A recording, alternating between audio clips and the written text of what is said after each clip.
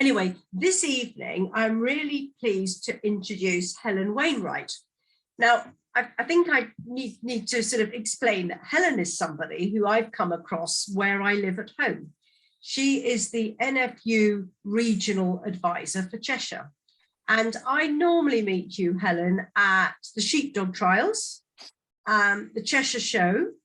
Occasionally, I think you know, at meetups with farmers, one of which you actually invited me to be the speaker on Red Tractor, and you looked after us very nicely. And I think you said we all got chip butties, didn't we, in the interval?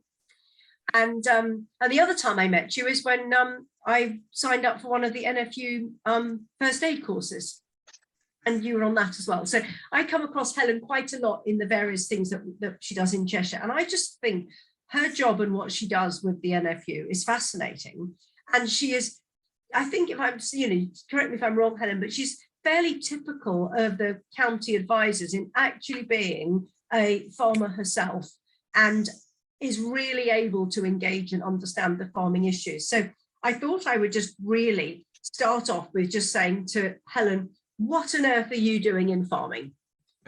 What am I doing? Well, welcome everybody, and thank you very much for having me. And I think it was as a result of one of the meetings Christine kindly did for me is why I'm actually sat here today. Why am I in farming? I think it's basically my family have always farmed. We've been where we farmed for probably 100 years, and I was always the girl when I was little that would argue with the boys at play school that I couldn't be a farmer, and I wanted to, because it's, somebody said to me with farming, you've got to love it, and you've got to want to do it. And for me, that's what I always wanted to do, but with a practical head on. Our farm at home is only 70 acres, so it was the viability of me doing that full time. And if I'm honest, also, I don't know if I did, because we used to milk, it could be quite an isolating job on your own. So hence I when I went to school, I did my A-levels, then I went to Harper Adams.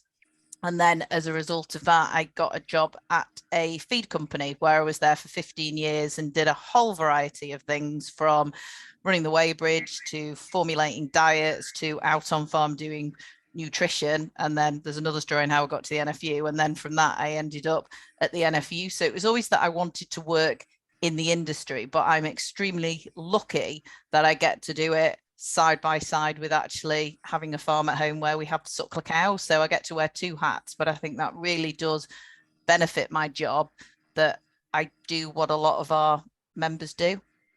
And a lot of people on watching these, you know, we're in the food industry, it covers all the way to the supply chain in retail as well. 70 acres sounds absolutely massive to most people who have a little back garden and they might have an allotment plot. But what is the sort of an average size for a livestock farm, you know, like yours with suckler beef? I mean, are you about the average size of a farm? No, years ago we would have been, but now we are a very small farming relative, and most farms would be 200 acres plus. So it is a small farm, hence why I always say my diversification on the farm is I have a full-time job. You're full-time? Yeah. I thought you just said to me you take most of March and April off to work. March and I tend to save my holidays up. So then March and April, I use quite a few of my holidays doing the farm. Oh, so this is, so your farming is your holiday as well as... Yeah. I do get away from the farm as well. I'm not somebody that all I ever do is farm. For the base, you know, and why March and April? What happens then? March and April, because we have a beef suckler herd, so basically our cows will calve and have a calf that they rear it. Just how it works, we tend to have, and it's also for management, we tend to have a block. So basically March, April and slightly into May, I've got 6 left to calve. We try and get them all to calve during that period. So we limit when the bull goes in. So it then helps us managing them, that all the calves are ready at similar times. And we basically keep them on the farm for 18 months. And then a gentleman's been buying them that basically finishes them in 6 months, and then them are going into Waitrose. So it's just really for ease of management that we focus on it, and also that the cattle then end up at the same stage. We've not got different animals at different stages. Yeah, I'm going to pick you up on all of your farming terminology. What's the difference between what you do and what somebody does when they finish the calves?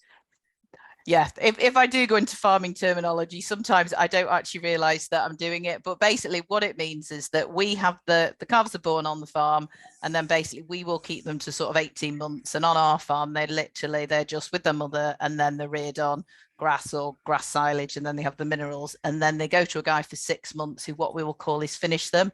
So he will feed them a lot more intensive diet, concentrates, etc. And then basically he sort of gets them ready that they're then ready for slaughter. So put sort of the finish on them, but they would only be on his farm for probably about 6 months. So they put on a lot of weight, a lot of muscle weight. Yeah, and basically finishing them off to get the final fat cover and everything else for when they go to the abattoir. When you buy grass-fed beef, is that what is anything 100% grass-fed? Some will be 100% grass-fed beef. It really does depend on the system, but it's just for us, for me to take them to finishing, just the logistics of the the size of the farm and everything. It's easy for us to sell them as store cattle. Yeah, and when you talk about us, it's you and your father, isn't it? It's me and my 75-year-old father. So we do you side by side, but my dad likes to call himself a sunshine farmer now, which at 75 he should be. He's very good. He drives the scraper tractor and things in the morning, but you know, he is doing less, which they always say farmers never retire, they slow down. You're going to need to tell us what the scraper tractor does. Sorry, I'm going into all this terminology. The scraper tractor is the tractor that moves all the muck round, scrapes it along the floor. We say our old 3000 Ford tractor, which is 55 years old. Brilliant. Now, you said you were fencing earlier. Do you actually do that with a tractor, or is that you doing that by hand? It's a combination. That was, I mean, most of the stock are out now, bar the ones that haven't had their calves for this year. But it's an ongoing job where you always have to go and check it and things, because it's amazing what happens. And I was just saying to Christine before, part of it was a load of litter that we had chucked over the hedge that one of my cattle was about to eat 2 cans of sardines. Why would you chuck that over a hedge? It's unbelievable. So some of it's with the tractor, but some of it is I'm very good with a hammer and nails and things like that, repairing fences. So do you live near a main road, or is this just people misbehaving on country roads? Just a country road. It's amazing. Well, it's during lockdown, you could tell, and this is nothing personally against any fast food outlets, but you could tell when the fast food outlets opened again.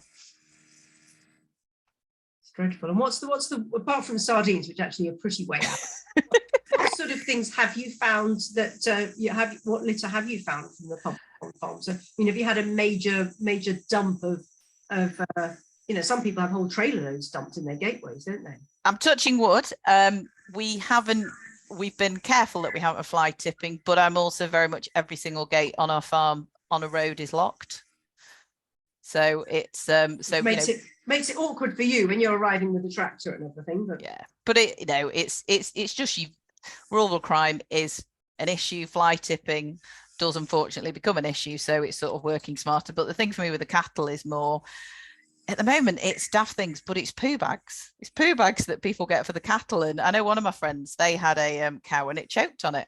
It was an empty one, but it choked and blocked its windpipe and died. So those could be just somebody getting a poo bag out their pocket, another one flying off, and they yeah.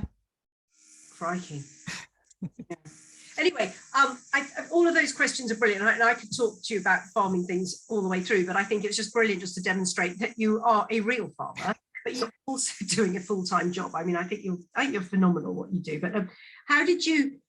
I don't know if it's worth understanding your story of how you got into the NFU, but particularly how you got into what you do now. It's up to you which one you want, if they are the same thing or not. I'm always a big believer that everything happens for a reason, and also go with your gut instinct. But in my time, I was very involved, and I got a lot out of it in the Cheshire Young Farmers Federation, the movement from debate speaking to entertainment competitions where you dance on stage, junior quiz, the whole array of it. And I think it really is a group where you make lifelong friends. But within that, you often will get dragged out of retirement when there are celebratory dues. So there was a celebratory dinner for Congleton, which has always been my club, for the 70th. So they sort of dragged me out to say, could you help arrange it with a few others? And one of the guys, or two of the guys helping arrange it, said to me, there's there's a job going in the NFU, and at the time they were very involved at county level, and said there's a job going in the NFU. If a county advisor, have you thought of applying? And I thought, well, I'm okay where I am, but I don't know. So I then applied and I got an interview, and then I got a second interview, and then I got the job, and it was, oh, okay. So then I thought about it, and then thought where I was, I enjoyed it at the feed company, but it had got bought out, it was changing. So it was, so I decided that I was going to have my notice in 6 months notice, which was a long time. And then hence they say the rest is history. Here I am at NFU. But if I'd not got involved in one thing, it would never have happened. So would you know, I always like to sort of talk about these things about what made you think, well, I mean, if you'd seen the job advert, would you have applied? Why did you need a prod? I think sometimes you can, because I've been where I was before for 15 years and I'd done an array of jobs within the feed company, you probably get comfortable and sometimes in your comfort zone, don't you? And then you go to that, what am I qualified? What am I capable of doing? And then it's, oh, well, it's okay. I'll just sort of stay where I am. It's all right. So it was probably that, because I knew the people well that had approached me, and they sort of probably encouraged me to have a go. And that I could do it. One of the things I often say to people at the start of their career is to get themselves a mentor, because it's easy to get yourself into a position where you're comfortable, or even if you're slightly uncomfortable, you talk yourself into thinking that it's okay, because you always on the bright side of everything. I you know, as I said earlier, you're not a glass half full, you're a glass nearly full person. Yeah, and I can imagine you, even if you had doubts about, am I making the most of my career? Am I doing all the right things? You would actually talk yourself into thinking that it was perfect, so you didn't do anything. Yeah, probably, actually. I suppose you do get into your comfort zone if you're not careful, and it is sometimes you do doubt yourself. I mean, I was probably say I was so apprehensive coming on the call, thinking, oh my gosh, why is anyone going to want to listen to what I do and what I say? Yes.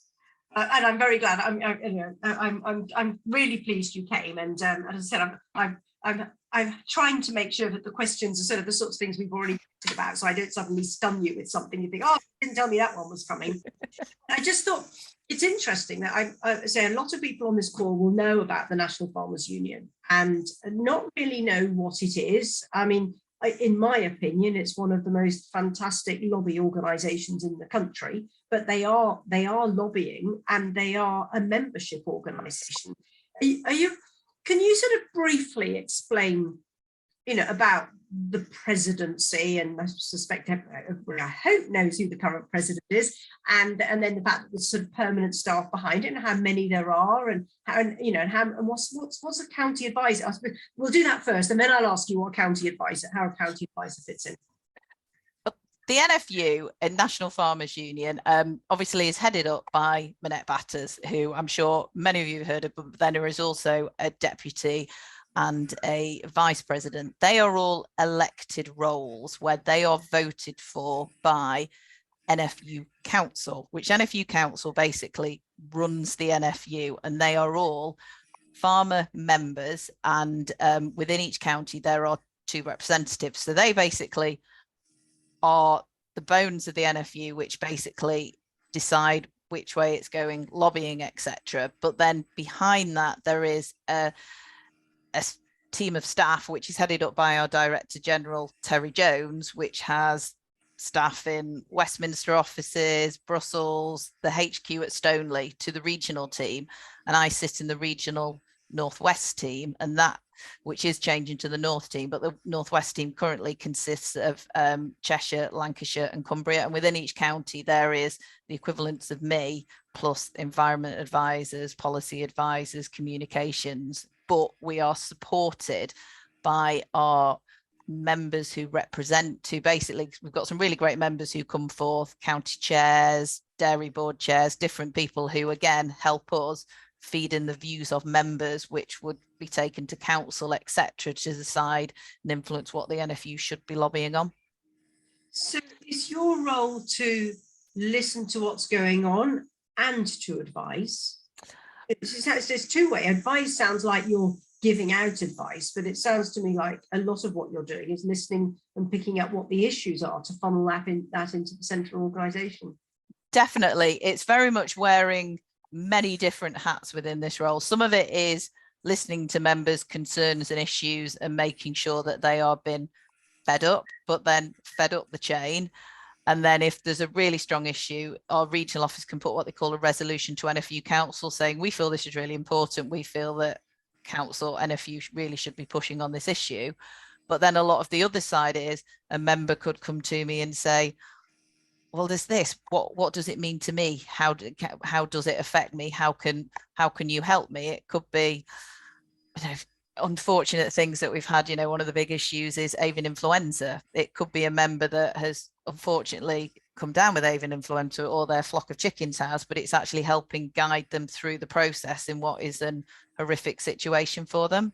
So it's many things sort of feeding up, helping influencing policy and what's important to members. Say another massive thing on farms at the moment is staff and labour availability. So it's pushing that forward, making sure that we are lobbying as hard as we can, because how it affects and restricts so many people's business if they can't find staff, to the other thing of how does this affect me? What do I need to do with regard to this regulation? So how do you keep your finger on the pulse of what the issues are? Do farmers come forward with them, or do you find it's the same very vocal farmers and actually there are other issues that you have to dig harder to get at? We probably have some members that are more vocal than others. Some members I will never hear from, but others I would speak to weekly, daily nearly, but it just depends on the members. But then I had a call on Saturday from a member that I'd never heard from before, but had a planning issue, so came to me to help them, which hopefully I can't help them, but I can feel them in the right direction, because within NFU, I always think wherever you work, it's that team you work with of people, isn't it, that makes things happen.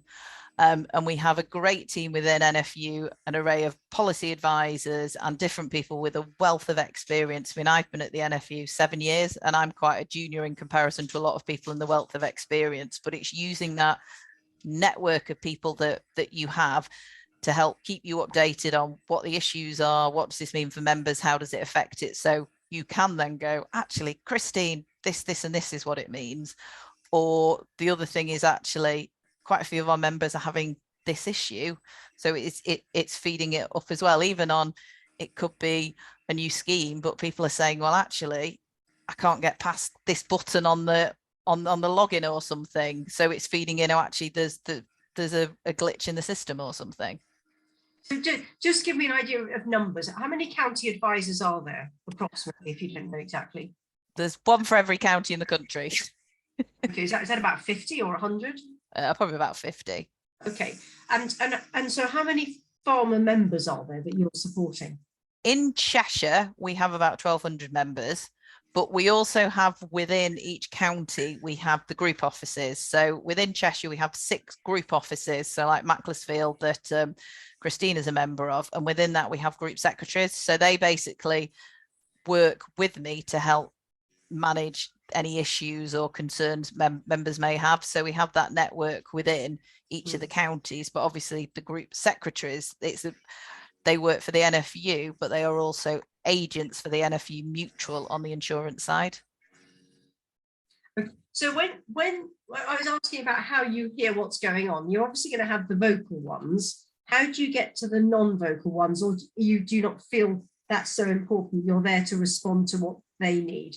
It's always a complete challenge trying, and a lot of my job is it's been approachable. So it's very much, it isn't a one size fits all. We have our British Farmer and Grower magazine, which goes out to all members, and you write in that every month, so you try and tell them what's happening.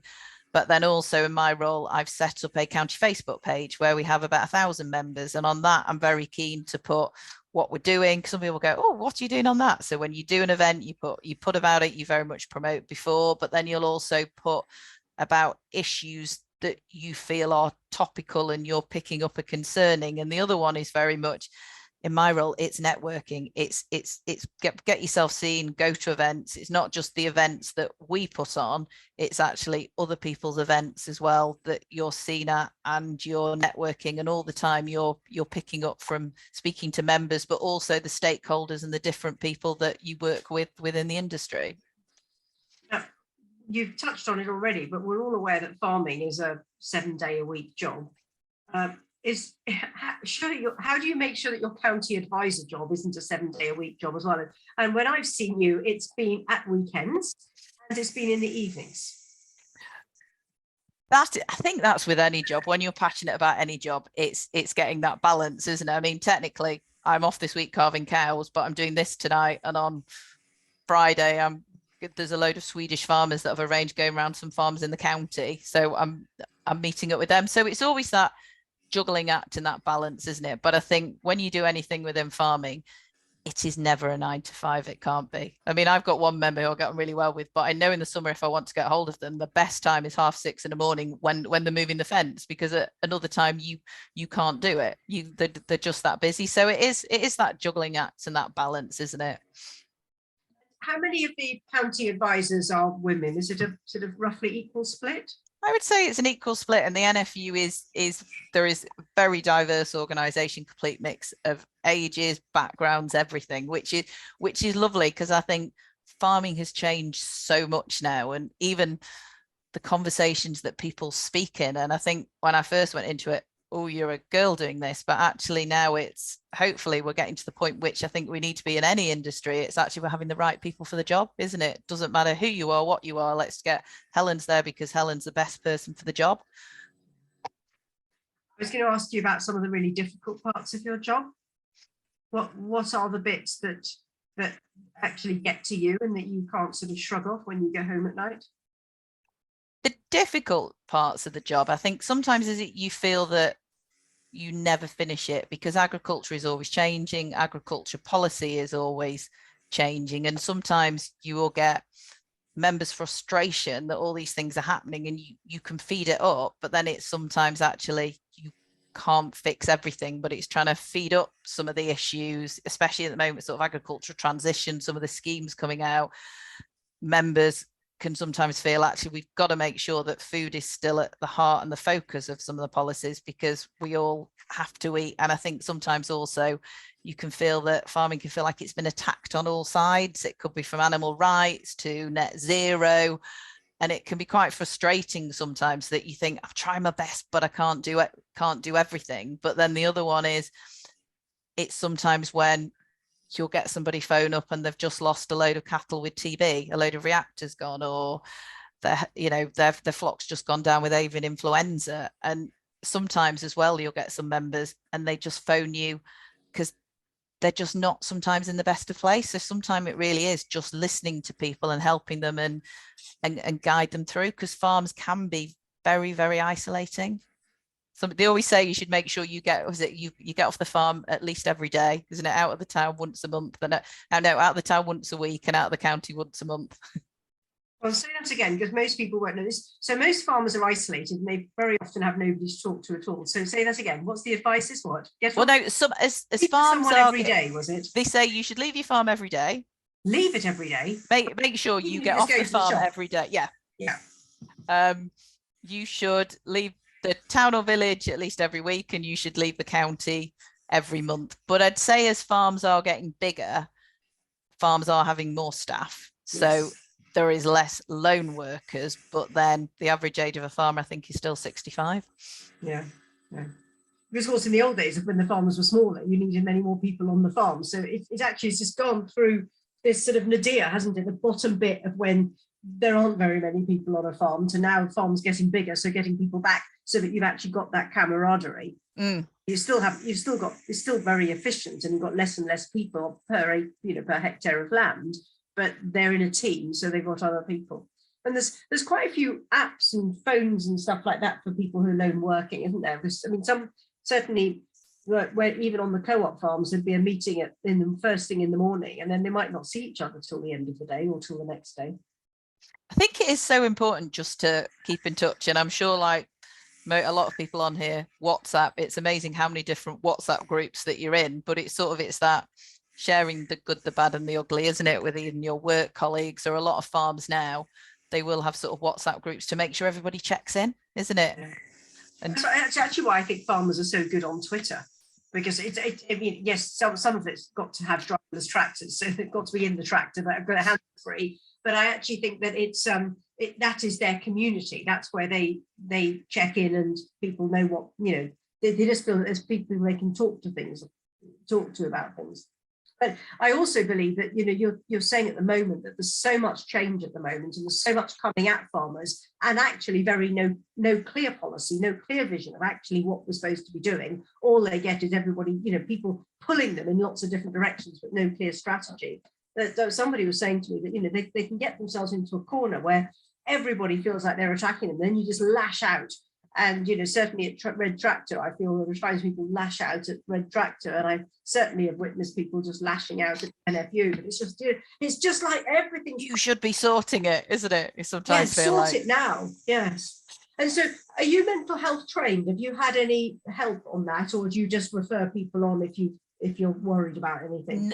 No, when thinking different training and things, one of the things we have done is we've done sure quite a few of you have heard of him, but Ollie Harrison, he spearheaded quite a few what they call well aware workshops, which was, it's very much, because a lot of the time with mental health, as we all know, it is massive with so many different sectors, but actually it's good to talk. But within sort of my role, you can speak to so many people, and people, when you speak to them quite frequently, sometimes they're just different. You can just sort of pick up if they're just a little bit different, or some things you think, oh, it sort of resonate. But then it's also that we've done quite a lot of training on basically spotting the signs, but also where to signpost it to, because if you're not careful, you can try and take it on yourself, or try and come up with all the solutions, which isn't necessarily the right thing to do. So, and we rolled out a workshop last year with our Cheshire Young Farmers with the top table, which was again encouraging people to sort of work together if you spot the signs and you think something's not right. And we're very good that we'll work with Cheshire Chaplaincy, Rabbi, and different things. So it's that network around me and people like myself, that if something's not right, we've got people we can signpost it to help. Because if you're not careful, sometimes you can think you're helping, but you could actually make a situation worse. Because I think a default sometimes is we try and dive in with all the solutions, when often it's people just want you to listen. And another observation I had, which I was quite surprised by, having sort of been just a commercial business person before I came into farming, is the role of religion and the church in farming, and how there, you know, that there is still, as you said, there are rural chaplaincies. Is it something, I suppose you've just got used to it, but when you're in other areas of business, it's, I mean, some of the best attended events I've ever been to is a farmer's funeral. What do they always say farmers do very well, is it weddings, christenings and funerals? Yeah, but they are, you know, it's almost as if sort of the unpredictability of the weather makes people closer to some form of religion.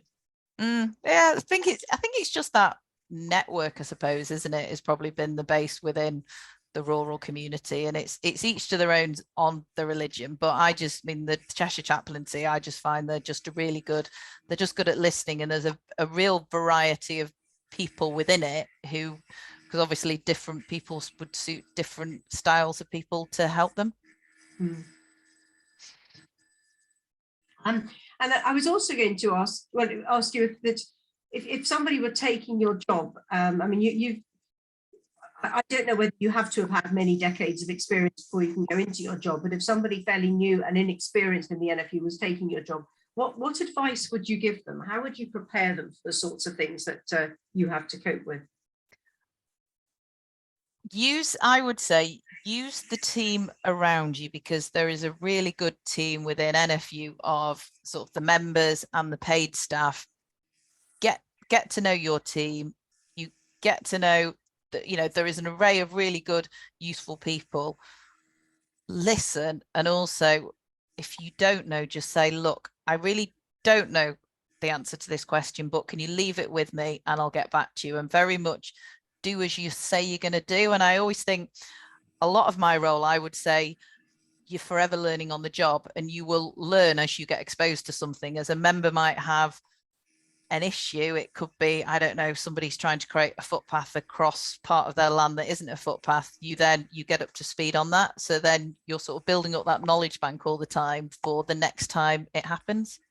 And also, as you work with different people, say as I work with Red Tractor or Animal Plant Health Agency on a TB issue, it's getting to know the people within different organizations that you need to help you do your job. So it's very much, I'd say as well, go to all events at first, and then basically if you think something I'm not sure to do with agricultural thing, go to it. And it's amazing. It's, even if the meeting's not great, it's actually might be the networking around it. Good, thank you.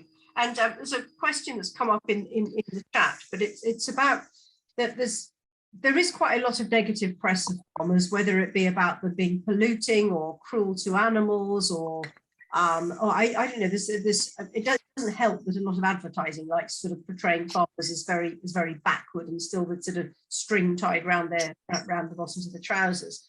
But it's quite important to get, certainly with at MDS, we think it's very important to attract people into the industry who weren't necessarily born into it.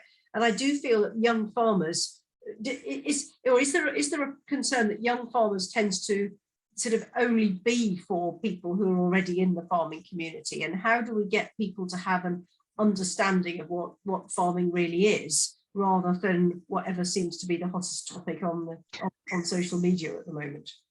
I mean, Cheshire young farmers, probably that's the experience I've got. As it's gone on, I think it's getting a much more diverse range of people, and I would say probably over half the members now are not from farming backgrounds. They've just gone along, found like-minded people and enjoyed themselves. But can anybody be a member of Young Farm? Yeah, anyone can. Young. I think there's an age limit of 30 in Cheshire. It's 25 in national. Yeah, but you just have to be young. You don't have to be in farming at all. You just have to just go along, and it's a like-minded group, and they call themselves Young Farmers. Okay, they do stock judging, where you judge cattle competitions, or they might do a I don't know, a senior debate which might have agricultural topics. So it does have an agricultural theme, but it's really a group of like-minded people, and it is a great organisation. And I encourage anybody to get involved, because it's there's a lot of skills training in Young Farmers. And I don't know, there isn't an equivalent outside the farming industry. No, and I also think within Young Farmers, it's very much your friends within it. You know their brothers, their sisters, you know their parents. So it really is a lovely network of people that really does sort of set you off for life. Yeah. But back to the sort of the pressure on farming. Image. For me, with my hat on at home, I think you have to have your farm at any time, because it always annoys me on telly. Generally, if you see a farm on a telly, it's like the Dingles in Emmerdale and things like that. And farming isn't like that and can't be like that. And I do think your farm, you have to have, at any point, anybody could come and walk on it. It's like, Christine, you could come and walk around my farm now. And I think that's how you have to be. And also, I'm proud of where I live. But I also think sometimes on social media, it's that, don't actually believe everything that you do, but sometimes it's just keep it positive. If there are lots of negative comments, it's not just trying to go head on. Actually, let's just keep it positive. Let's shout about the great things we do as farming. And as you look out the window, I look out the window now, it doesn't just look like that because it does. There's a lot of work and a lot of hard work that goes into it. But I also think we've got to shout about what we do and encourage people to come on to farm. And even we've had local schools on the farm. This year we seem to name all the calves every year, and this year it's a letter beginning with T. I must say I'm scratching my hair out remembering them all, but members of my mother's WI have named them, the parish council, our neighbours, from the regional staff. But then the postman, they all then want to see, how's Tony the calf, or how's Thelma, and they all want to come and see them. And I'm like, come and see them. But you've got to do that. You've got to engage, but also not shy away from the difficult questions, because at the end of the day, these animals will end up in the food chain. But look how much they're cared for. Look how much we care about them. So please, support British, support British farming. So it's that message I think we've so got to get over, because I think that is more your average customer rather than a few people that sometimes you feel can just make a lot of noise. And a lot of those, it's actually, do you want to come and have a look? And a lot of them, they'll just believe everything on social media when just come and have a look. Let's have a conversation about it. You've got your views, I've got mine, but can we just have a chat? Moving on to the sorts of things that people worry about, whether they should eat, whether they should eat meat and all those sorts of things. Can you tell me a bit about, I don't know whether you've ever done a carbon footprint on your farm, but how you think your farm stacks up from an environmental point of view and what you're thinking you might start doing differently? I haven't done a carbon audit on our farm yet, but it's something I want to look at doing it. And our farm is our cattle are quite extensively reared in the fact that my cows basically, their calves are with their mum till they're like 7-8 months of age, and then basically they get fed on the grass, or they get fed in the winter on the grass silage, which is cut grass, and then they basically have mineral boluses. So me, I don't feed an array of concentrates or anything like that. So in many ways, I would think my carbon footprint is relatively low, but then I have one cow, rears one calf a year. So in some ways I've got one animal rearing another animal, but then I'm also, I need to look at it more, to be honest, to look at things that I could do to reduce it. But when you look at it, most of our fields have got hedges, we've got an array of woods on the farm, we have quite a lot of things that we do already, but it's something I need to do, is to get it done just to really establish what our base is. Yeah. Do you use any artificial fertilizer or anything like that, pesticides, insecticides? We use fertilizer, so we obviously we put that on, pesticides, etc., when we need to, but it's not something, and to be honest, the cost of them, you wouldn't use them willy-nilly. If there is an issue, we would use it, but with us being just a grass-based system, again, it's very, very low, the usage of them. I'm going to ask a very naive question. So your cattle, as you said, are quite extensive, which is the opposite of intensive, just for anybody listening, which are generally fed supplements and fed lots of extra grains and things. But if you're extensively rich, doesn't the poo coming out of the animal, isn't that sufficient fertilizer for the grass for an extensive system? I mean, it obviously isn't, but that's why I'm asking you as a naive question.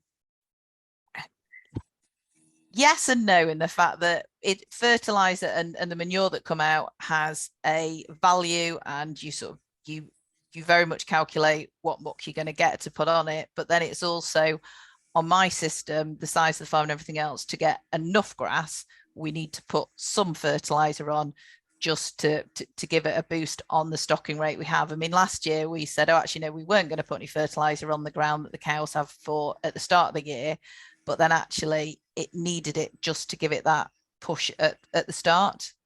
So it might be weather dependent, or, as in how much rain you've had that year, as to whether you need to top it up with some fertilizer, push it on. Which I think last year nobody could predict the weather. I mean, I ended up having to feed some of the winter feed to my cows in the summer, and I opened up the shed so my cows could go inside in the summer, because it was so hot, isn't it? There's one thing they say you can't control is the weather, isn't it?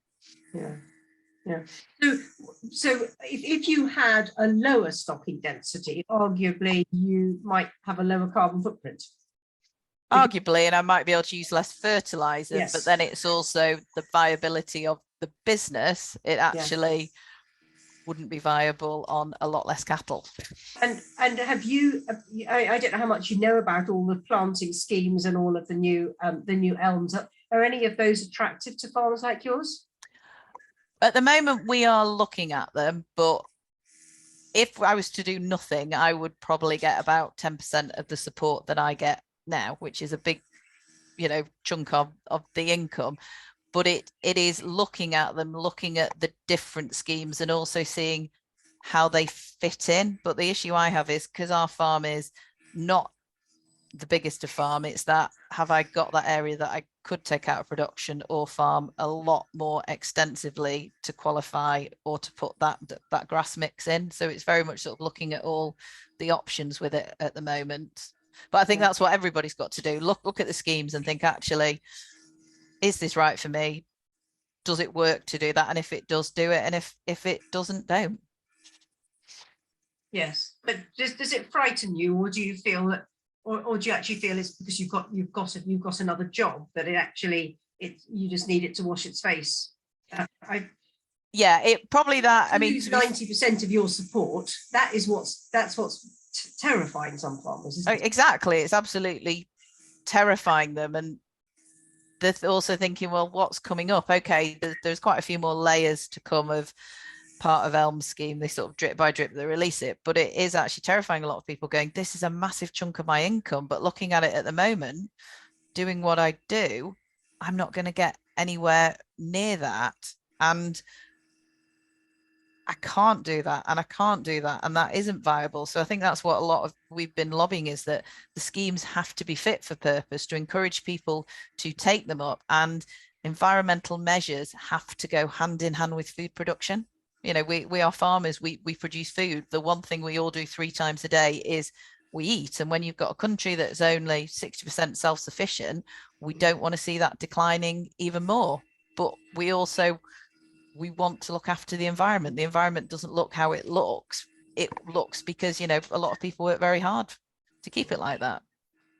And also, of course, that I mean, I don't know how accurate it is, but my understanding is that British beef farming and the sort of farming that you're doing is some of the lowest carbon meat that you can possibly produce. I decided, actually, I can reduce my carbon footprint even further and have no cows, no beef cattle. I will just cover the farm with trees. Then you're actually forcing us to eat high carbon footprint meat. Yeah, and I'll become a carbon offsetting for some development company or something that's decided that they need to be net zero. So the key is really, it's buy British. And I think when we say local, we can get too hung up sometimes that it's the farm down the road. That's lovely if people want to do it, but it's just looking to buy British, really. Yeah. And there's another question I forgot to ask you earlier when we were talking about the NFU, and I'm going to pick that up now because you've obviously worked for other sorts of businesses. How are membership organisations different from, like, the feed business that you used to work for? How do you think that's different in the way that you work and you think as somebody that works for them? I'd say they're different and they're similar, because a feed company or a vet or anything else, it's your choice which feed company you want to use, which garage you want to go and buy your car from. But then also, being a membership organisation, people pay to be a member. So basically, members have to see the value of that organisation. Some people might be that I don't particularly contact the NFU, but I know they're there, they're lobbying. I know you've got Minette, you know, David Exwood, etc., fighting the corner with government, really lobbying. But then other people could be, I've got a broken stile. Can you help me find the contact with Cheshire East to help me get it repaired? So it's a real mix of people why they use the membership organisation. So my job really is actually just making us be a value to people, so they get that membership, you know, they pay that membership fee and they feel that it is worthwhile. And I'll always say to members, you paid your membership, please use it, please contact me, you know, please read the stuff over there. Or also, it's making them aware of different things. Like, one of the things we've done lately is, obviously, there's been the energy grants where there's been £400 that people can get, and saying to people, a lot of it is, have you applied? Oh no, right. So sending out emails, etc. You need to apply for this, there's £400, go and get it, which again, they might not know about if they weren't members. So it's a whole array of different things that you have to justify why you're a member. But basically, you've got to be approachable and hopefully good at your job, so people think, actually, that is worthwhile me paying that membership. I suppose if you're a shareholder, you're looking at what's the value of my shares and do I like my dividends, and that's what invested in the company. Whereas if you're a member of an organisation, and as you said, you're paying every year for membership, you've got to feel that you're always getting value for money. And that actually makes it harder for you because you're having to always try and prove it. It might not be value for money for somebody this year, but it might be in 3 years' time when something else happens. Yeah, but then if we go back to what we said before about farming at the moment, you feel there's so many pressures on so many sides. It's actually that people are there fighting your corner. Yeah, exactly. But some people feel, well, I don't have to pay my membership because they'll fight the corner anyway. That is always the challenge, isn't it? It is very hard. Yeah. I was going to ask Debbie and Kirsty to come back in while I'm just asking the next question, which was, this is apropos of nothing apart from the fact that I met you on a first aid course. What training have you done recently, and how useful is it? I often ask farmers what training they've done. What training have you done recently? What training have I done? First aid course. I spent my birthday with Christine on a first aid course. But again, we were saying before, it's complete and utter array from mental health workshops. We've done those. I've done with the farm medicine training as part of Red Tractor. I've done like medicine training on how to use antibiotics to, we always have to do with work, various webinars, health and safety, etc. training. So I think it's always that building up your skill set, but also a lot of it is actually keeping it ongoing as well. It could be your pesticide training to your medicine training. So it's always that ongoing, but then within the NFU, it's always ongoing, saying you're training as you get exposed to things, or also with the staff around you where they're giving you briefings or updates on an issue that might occur.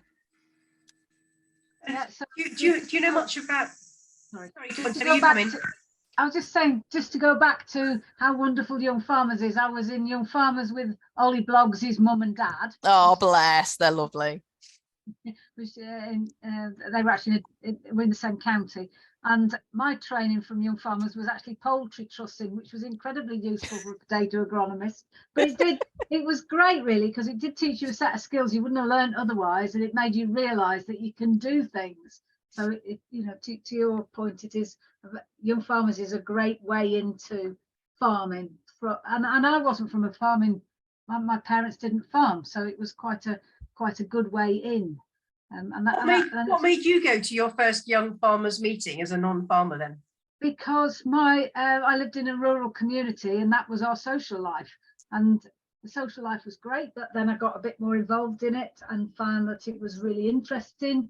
It was different skills, and from that I decided to go to university and study agriculture. So the whole thing rolled, but it was all quite unusual in those days. Whereas now, what is great is there's just so many more opportunities for non-farming folk to get involved in farming, and I think it's lovely that like for instance the NFU is quite welcoming, which is great, because we want to be more inclusive as an industry and more welcoming, because otherwise we're just going to get more and more isolated. So it is great to do that. Sorry, Christine. Steve, have you got any comments you want to make? I did just type a question in the chat, and I was going to say, Helen, you seem very positive about the farming industry and the future of farming in Britain. Obviously quite realistic about it as well.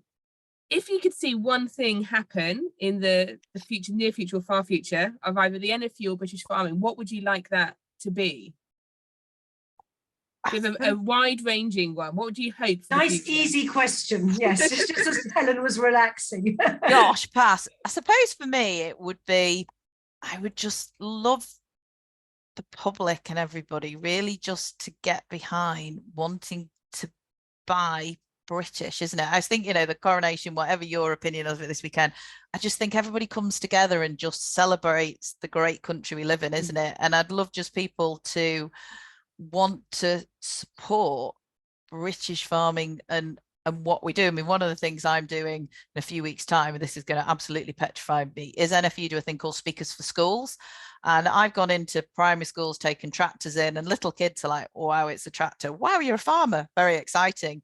It's a load of year 8 pupils where me and another lady are talking, and it's going to absolutely petrify me, but it's talking about what you do, but then it's also busting some of the myths about farming. So going back to what we said before, it's that they don't believe everything that they see on social media. It's actually, let's go in and let's try and put a lot of positive things on farming, but then also if that is actually, let's try and get them thinking, oh, farming, there could be a career path in that. Actually, how could I get into it? But it's sort of, again, just trying to get people involved, isn't it, and show them that agriculture is a great industry and a great place to work. And also there are lots of opportunities, and you can earn good money. You can, you know, even on working on farms, there's very good money, because you could be, say, on a dairy farm, you could milk the cows, you could then carve a cow, you might then be feeding the cows with the tractor, to fencing, there is to doing some account. There is a very wide skill set needed to work on farms and in the agricultural industry. So hence why there is you know, there is a lot of opportunities and you can earn good money. Absolutely. I definitely think that's half the battle of convincing people that farming's not a low-skilled job. And I don't envy you. There's nothing quite as scary as presenting to that particular age group. It's that thousand-eye stare, and you're like, oh God. What do they say? You have to So, push yourself out of your comfort zone or it shrinks, is what somebody said to me once. Good. I was just going to ask a completely random question. Are any of you making a broad bean and spinach quiche this weekend? Oh, can't stand broad beans. But it's not even in season. I have got spinach in the garden, but my broad beans are about an inch tall. Yeah. I think I've got some in the freezer, maybe. But you know, you can think how wonderful coronation chicken is. The idea that that's going to be the next coronation celebration is a spinach and broad bean quiche. Yeah, I think it's a bit of a brave choice. Yeah, I suspect they were trying to go down the vegan route, but anyway. But it's like you say, it's a very good point that they could have done it with seasonal vegetables, couldn't they? Yeah, well, we'd probably have turnips in it. That would get Therese cooking. Carrots? No, we can't be fair. Carrots. Carrots and parsnips. We've still got those. Yeah. Yeah. And brassicas. Lots of cabbages. Potatoes are just starting to come in as well. Oh yeah, but there's not that many British new potatoes. There's the British old potatoes. The weather's not helped this year, has it? No. I think some of the retailers, I think the Co-op has just said that all of their strawberries are going to be British over the coronation. So obviously, Wow. they're probably from Scotland in polytunnels and. Yeah. And the thing is, asparagus is in now, which is lovely. Yeah. What did you say? English asparagus. I noticed from the Wye Valley. I've actually picked 5 stalks. Oh, well done. It's the most expensive asparagus I've ever had. Oh, it'll get better. Yeah, it will. How old is it? I just don't. I think I've got the wrong climate up here. I've dug loads of sand into the clay soil. I think I was just stupid to try it. Yeah. Well, we maybe have to have a chat about varieties. Yeah, Helen, I think we've just sort of finished interrogating you, and I just wanted to say that was, thank you very much for doing it. And I'm sorry you were worried about it. Hopefully you now realise there was no reason to. It's just a friendly chat, but it's just, I think, am I right? Is she the first? Is Helen the first female farmer we've actually had? I believe so. Yes. They're like I'm a pioneer. Farmer, at least. We've had talks. No, we had Karen Mercer. She's a female farmer. Well, but she was talking about the Worshipful Company, wasn't she? Wasn't she talking about her farming business as well? Yeah, maybe. I don't think she goes out with hammer and nails, does she? No, but she's a female lady farmer. She's very good. She's a phenomenal lady farmer. Yes. Yeah. Yeah. Anyway, so it's great to have you on and great to have you talking so sort of practically and normally about everything in farming, exactly the same as anybody would, but just a fantastic example of a female farmer who actually happens to work full time doing another responsible job. So it's fantastic. Multitasking. Thank you for inviting me. Yeah. Anyway, thank you very much. Thank you everybody that's been on the call and listening. And for those of you that are watching it as a recording, there'll be another one of these on the first Tuesday of every month. And I was just looking, we've actually got some spaces at the end of the year, but we're fairly booked up. Oh, I forgot to check what the next one is. No, the next one's me interviewing the next one's you. Barker from Dyson Farming. Tell us a bit more about him and Dyson Farming. So Dyson Farming is Dyson, and it's a relatively new way of farming, in that James Dyson's got into farming, so he's trying to give some thought leadership. So hopefully Steve will talk about that. But I know Steve because he has worked as a quality manager in the potato industry for some considerable years. So I suspect we'll chat about potatoes, among other things, which Dyson do grow. But it was just interesting to think about Dyson as a business being interested and wanting to be interested in farming and thinking about things in a slightly different way. So that was why we particularly asked Steve. And it's also quite nice for us because he's a bloke. We don't usually interview that many blokes, so it's quite nice. Yeah, we're happy to have them on, but I think we've just been overwhelmed. There's so many women in our industry with lots of exciting things to talk about that we tended to focus on asking them first. And also to say that really it feels to me as if the Women in Food and Farming group is really, we're getting ready to really motor. Debbie and I have just been involved in setting it up as a community interest company. And we're at the moment trying to open a bank account. And we've had sponsorship from Dyson, and we've had a lot of in-kind sponsorship from the likes of MDS and from England Marketing and Beanstalk Global. Yeah. We've got another in-person event scheduled for September. And Savills. So that is sponsored by Agri, who are for under 30s to come for free, but also Savills, who have over many years always donated their meeting room for free. So we've actually had a lot of support, but I think there's a lot more out there that we could get if we went and asked. And I do know that the Scottish government have actually funded a conference for women up in Scotland. So maybe we just haven't been ballsy enough in what we've been asking for. But anyway, Helen, I actually wanted to ask you, some people here are probably listening to this and they've probably got a screen on and maybe having a look at their emails, having a look at their WhatsApp message. Could you tell us what you've been watching on your second screen whilst we've been talking? If I look to the left now, I have the CCTV of our farm, and I'm looking at my calving cows now, just checking there are no legs or anything appearing. So even when I'm working, I can say having CCTV in has been a bit of a game changer, helping me wear two hats. Anyway, Helen, it's been absolutely brilliant having you on, and you've been such a natural speaker, and it's been lovely hearing everything that you're talking about. So thank you very much indeed, and more power to your elbow for everything that you do. Oh, thank you so much for inviting me, and thanks for being so nice to me. Oh, thank you very much. This is a very nice area. Thank you very much. Thanks, Debbie, Kirsty, and Bye-bye. Bye. Thank you. Bye-bye.